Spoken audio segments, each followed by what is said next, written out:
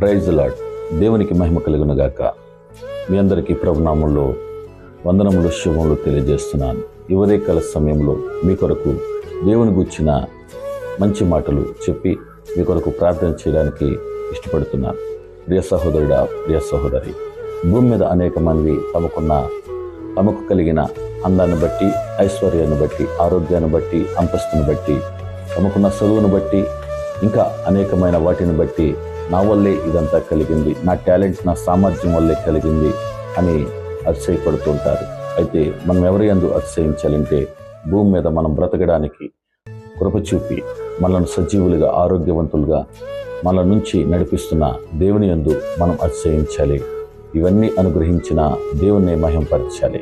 ఈ ఉదయకాల సమయంలో నీకు తెలియజేయబడుతున్నది ఏంటంటే, నీకున్న దాన్ని బట్టి అతిశయించక సమస్తము నీకు అనుగ్రహించిన దేవుని యందు నీవు అతిశయించు. దేవుని ఇష్టానుసారంగా, దేవుని చిత్తానుసారంగా బ్రతకడానికి, దేవునికి సాక్షిగా బ్రతకడానికి ఇష్టపడు. నీవు దేవునికి సమర్పించుకో. మరింతగా దేవుడు నిన్ను బలపరుస్తారు, ఆశీర్వదిస్తారు. ఆమేన్. మీ కొరకు చిన్న ప్రార్థన. పరిశుద్ధుడైన తండ్రి, ఈ మాటలు వింటున్న నీ బిడ్డలను బట్టి స్తోత్రం.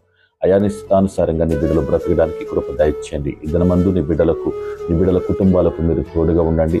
నీ బిడ్డల యొక్క పనులను, ప్రయాణాలను, ఉద్యోగాలను, వ్యాపారాలను సమస్తాన్ని దీవించండి. నీ బిడ్డలకు మంచి ఆరోగ్యము, ఆయుష్కాలము, స్వస్థత, విడుదల దయచేసి గొప్ప కార్యాలు దయచేయమని, నీ బిడ్డలను దీవించి బలపరచమని యేసు నామములో ప్రార్థిస్తున్నాను తండ్రి. ఆమేన్.